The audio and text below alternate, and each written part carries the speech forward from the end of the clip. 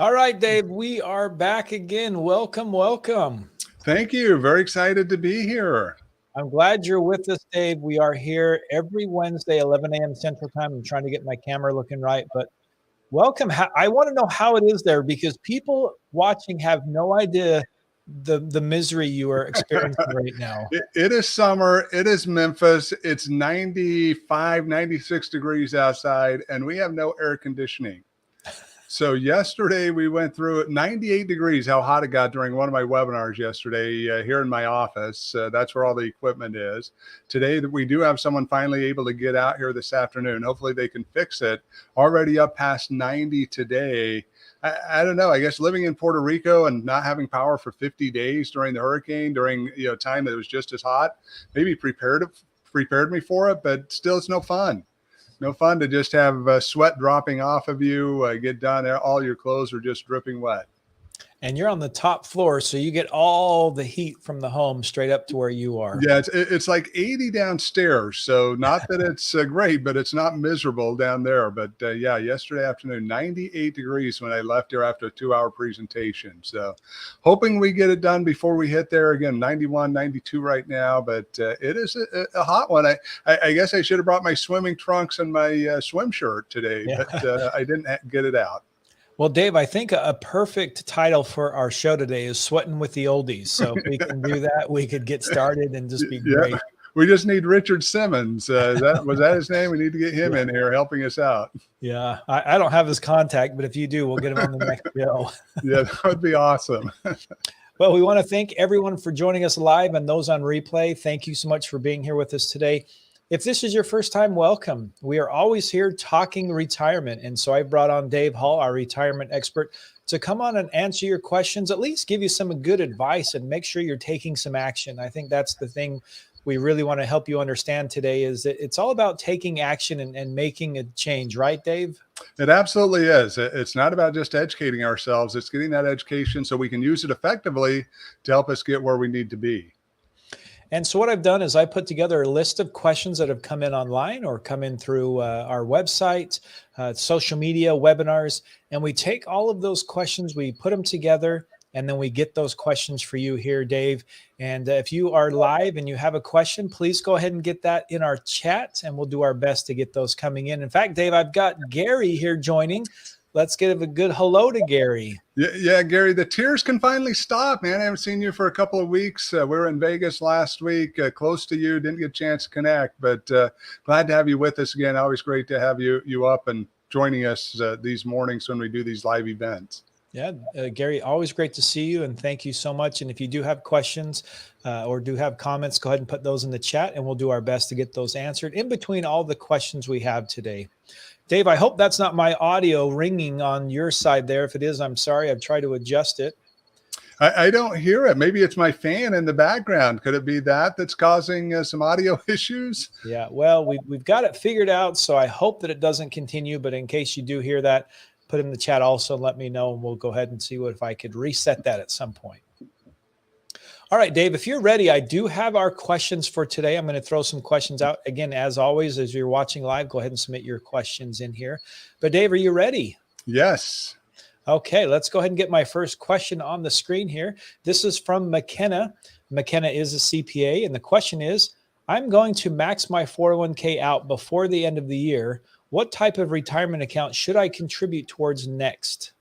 Yeah, great question. And I want to talk about a number of things in relation to this question. The first one is congratulations on being a saver. And when we look at maxing out a 401k for 2022, that's $20,500. If McKenna's under age 50, if she's 50 or older, that's an additional $6,500. So good amount of savings going in there. Now, I will tell you a couple of things I would recommend. If you do have a 401k with a Roth option, I would pick that. And then obviously probably getting some type of employer match would go into the traditional plan. But another thing that you could look at is your Roth IRA. If you're in a position where you may be able to contribute into that, the other option would be looking into your emergency fund, making sure that you've got plenty there, probably do if you're saving this type of money, and then starting to look into other assets will help you principal protects some of your retirement as you get older. And that may be an annuity, insurance, structured note, a lot of different options out there. But really going to take some planning to figure it out exactly for you. But congratulations on heading down the right path by putting money aside. David, if we look at that, if we go back to like the Dave Ramsey model, right? He says put 6 months worth of savings aside and then worry about everything else. And so what we see here with McKenna is that she's maxing out her 401k. And you brought up the emergency fund. Is that backwards? Is this something that's okay to do it this way?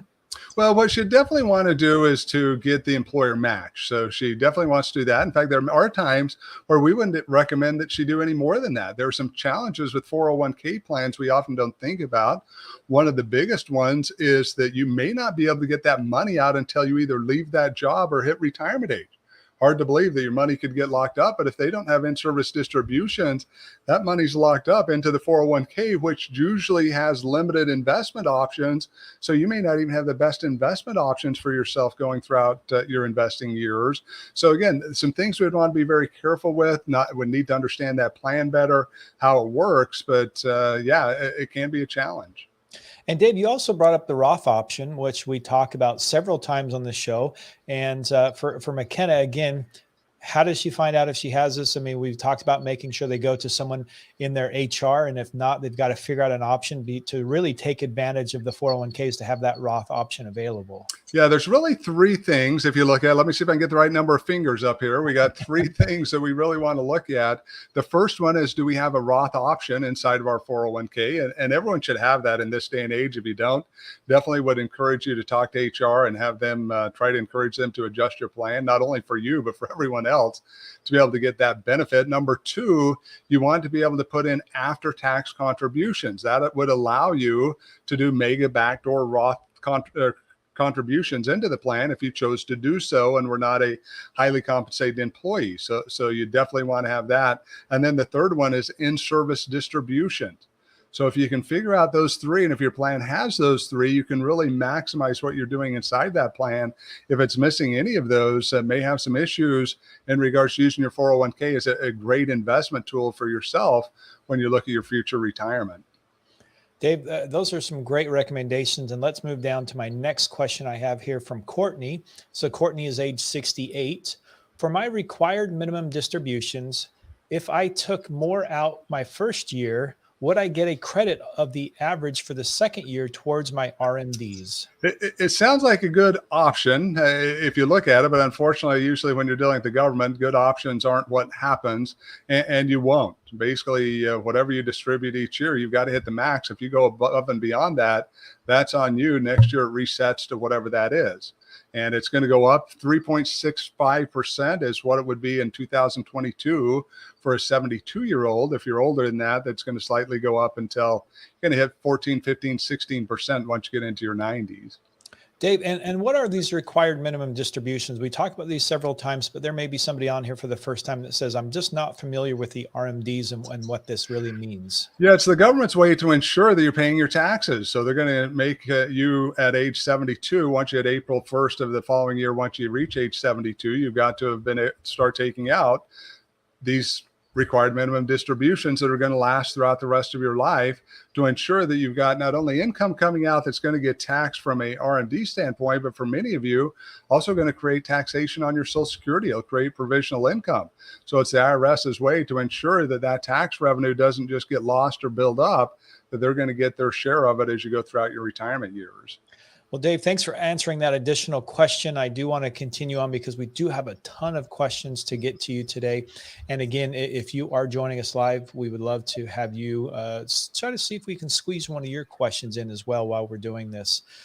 Dave, my next one from Youssef is, if the Fed increases rates again, how will that impact my retirement planning today?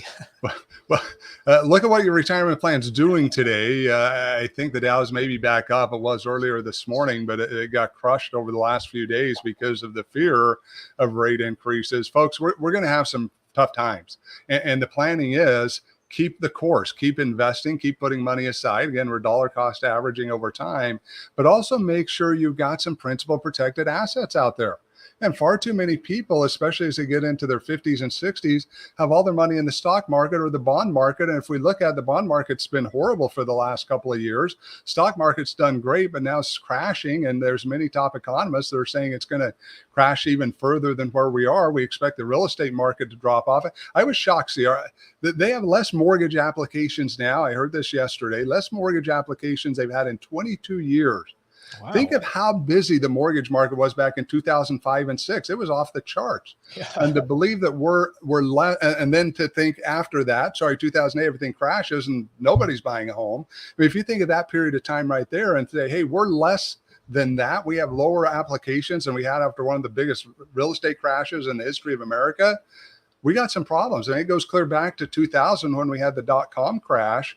That's where we're at. So, folks, we're going to have some hard times ahead of us. We just need to, again, stay the course. If you've got to pull money out of your accounts, you got to be very, very careful if they're in accounts where the market's gone down. That's why we want principal protected. But again, it's getting a plan put in place. And that's what we do, is help you deal with the risks that we're talking about right now that are facing your retirement. Dave, I follow you on social media, so I did get to see some of the posts you talk about with this, especially as we get into Bitcoin and the cryptocurrency.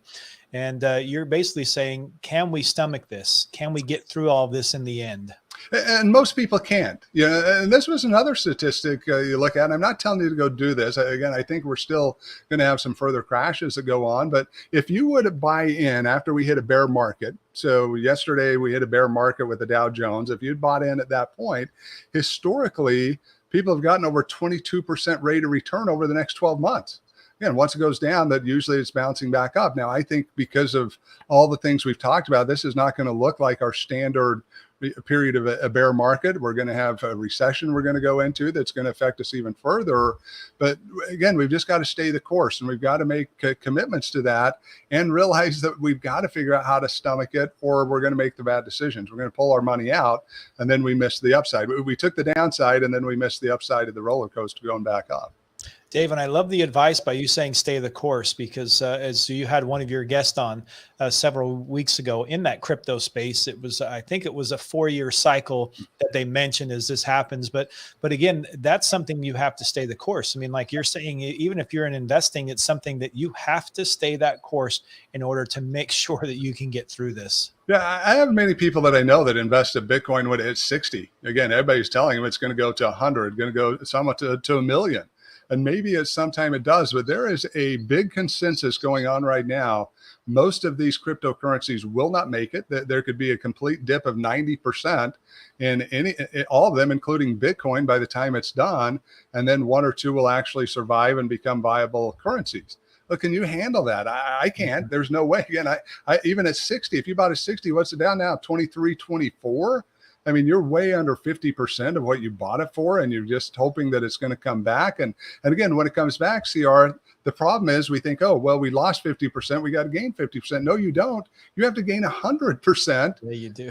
Because you've lost all that money. All that money's gone, and now you only got half as much. And so you got to have twice the return to be able to get back where you need to be. And Dave, I want to continue on that conversation, but I do want to jump over to Gary. Gary is, again, joining us live through Facebook. He also already said a good morning to us, but here's the question that he has coming in live from Facebook. Client previously created a solo 401k plan in 2020. In 2021, client did not make his employee contribution in 2021. Can the client make his 2021 employee contributions by the due date of his tax return plus extension? Gary, unfortunately, no. Those employee contributions have to have been made before December 31st. So unfortunately, even in a solo 401k, this individual has missed out on the opportunity they had to make that contribution. And a very well question, Gary. Thank you so much for participating and sending that. And again, if you have your questions, go ahead and get those sent in. We will do our best to get those on our show. All right, Dave, let's get over to my next question here from Sebastian. Should I begin Roth conversions now since I am 69, or should I wait a few years? If a Roth conversion is right for you, which we're finding for most people it is the right decision to make, I would start doing them as soon as you possibly can. Now, we talk about in our webinars, January 1st, 2026, we've got taxes going up the first time. We're going to go back to what they were in 2017. The big issue is brackets, not necessarily rates.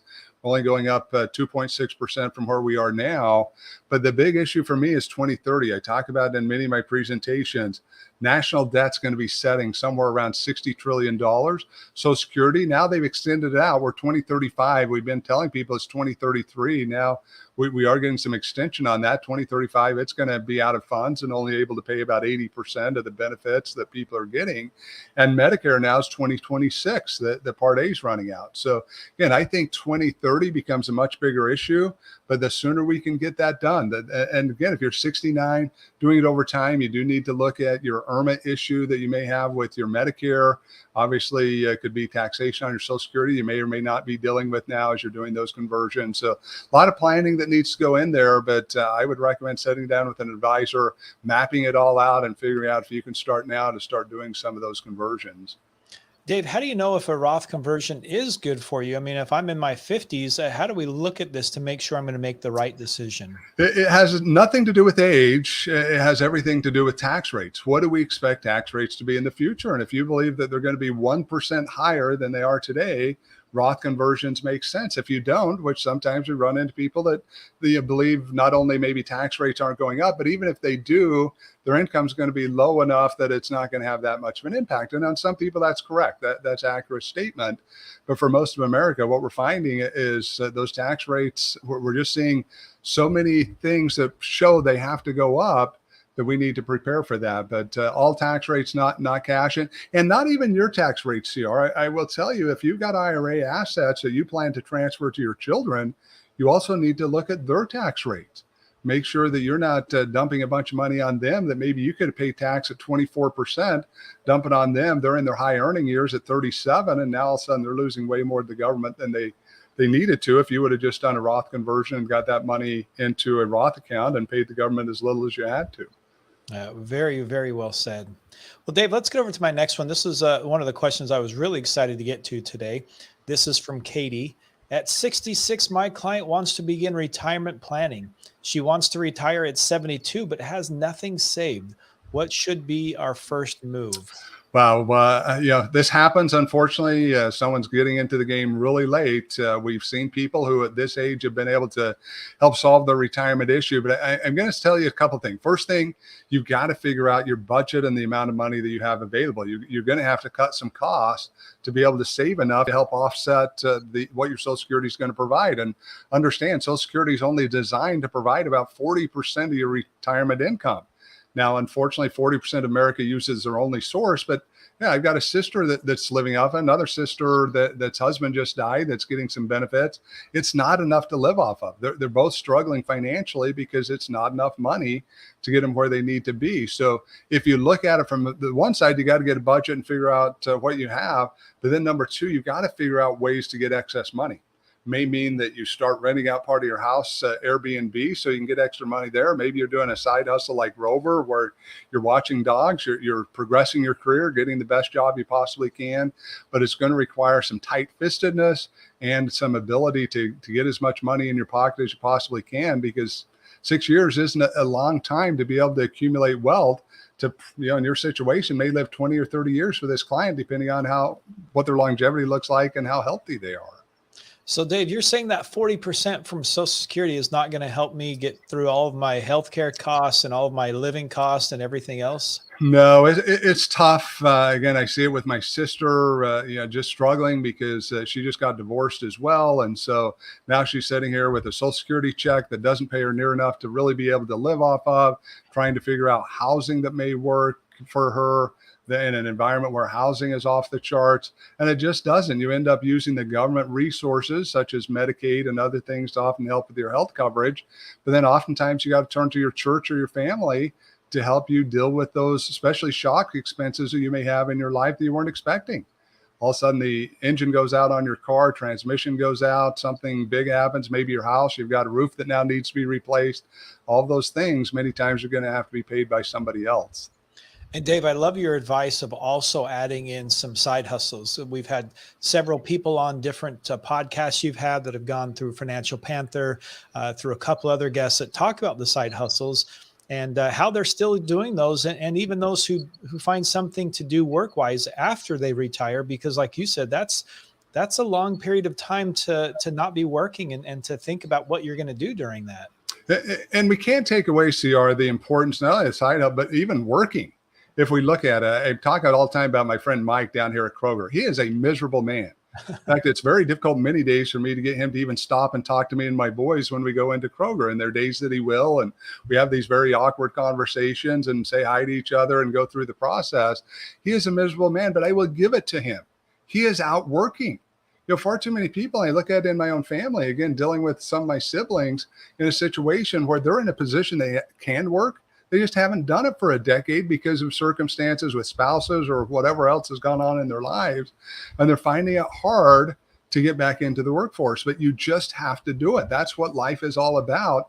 The best thing you can do if you're short funded in your retirement is get back to work, do side hustles, do whatever it is that you can earn that extra income that you can not only save, but also keep you from having to spend down other assets you may have set aside for your retirement.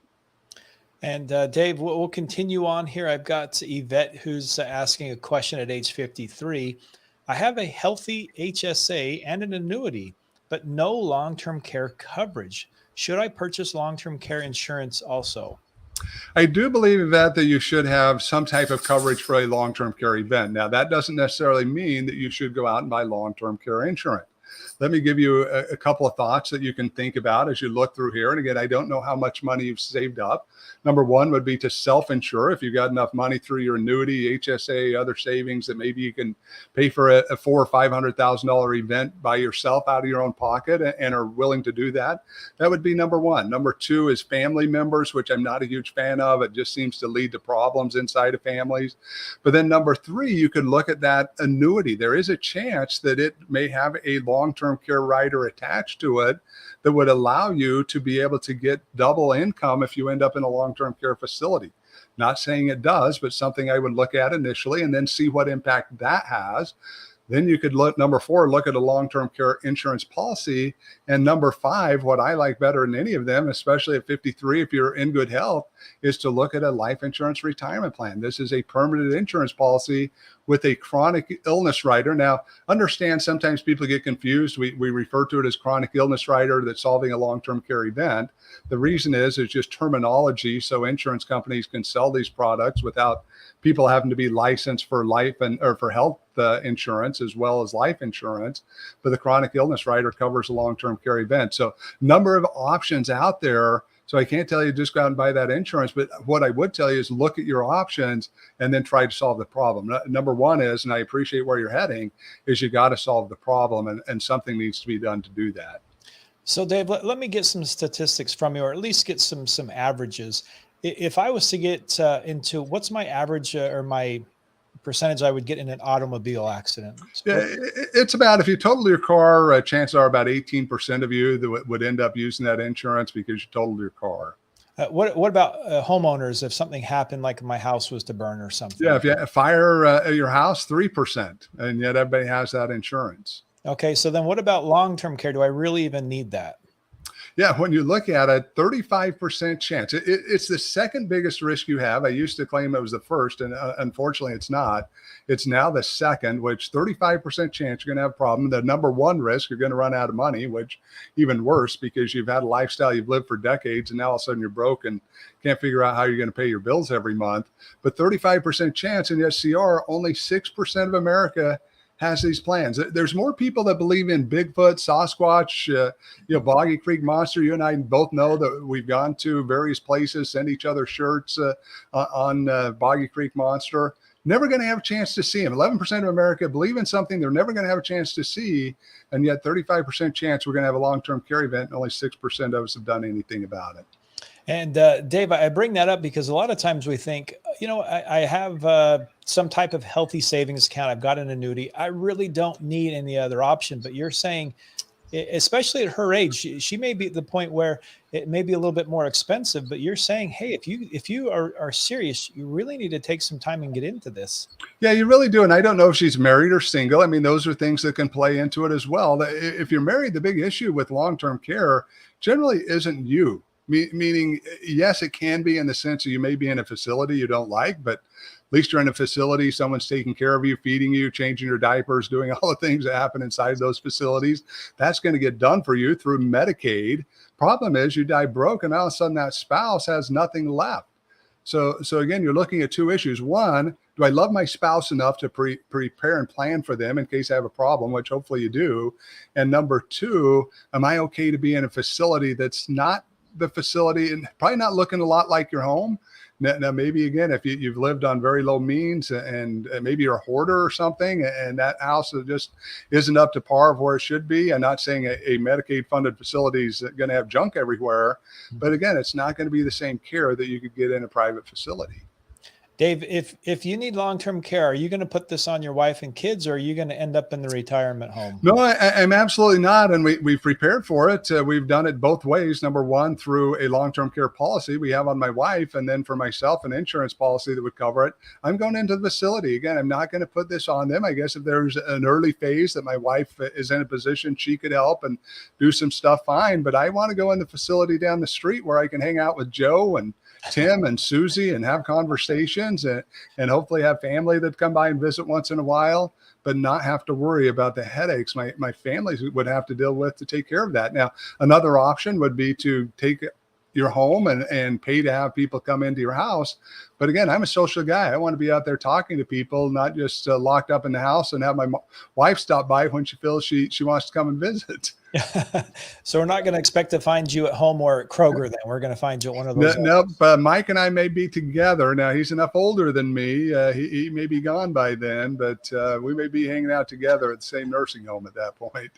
Well, Dave, let me get to my next question here. We're getting close on time. Let's see if we can squeeze one or two more in here. This is from Colleen. Is there a set withdrawal rate for assets you recommend? Well, let's talk a little bit about withdrawal rate. When we look at it, most people believe the withdrawal rate they can take out of the retirement is much larger than it really is. And we do have a problem because once we get into retirement, we've got the largest bucket of money we've probably ever had in our lifetime. So it seems like there's a ton there that we can take a bunch of it out. Many people are taking 5, 6, 7, 8% out of their retirement, which is just too high.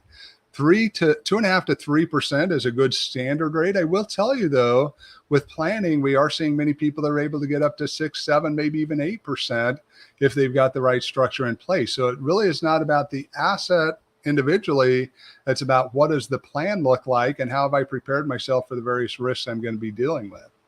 And Dave, on this particular one, are there assets that you've recommended that maybe Colleen is saying, hey, I need to maybe look at some options here?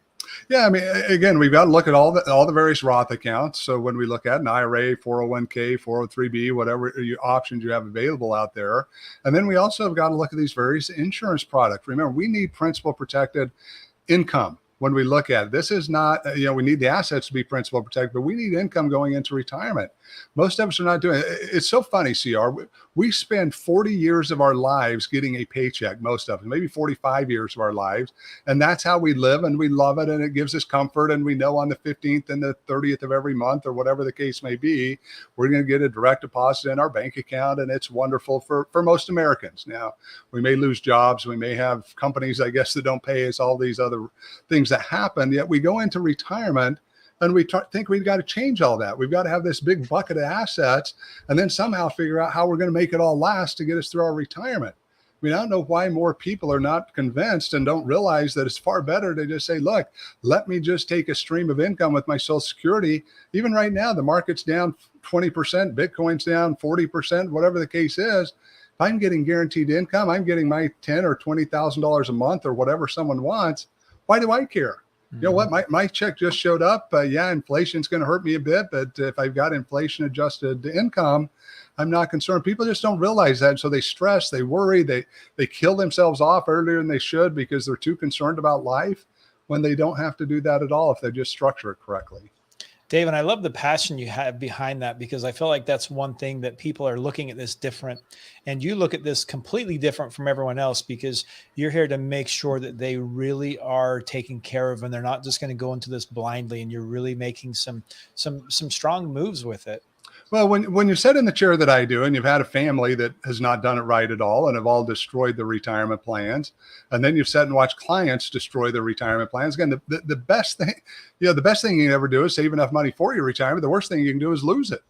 And far too many people are losing that money, and it's hard to sit and watch people that had to figure it out, that were there, that got everything done that they need to do, did it all right in their mind, and yet they didn't deal with the risk, and as a result, the retirement didn't turn out the way they hoped it would.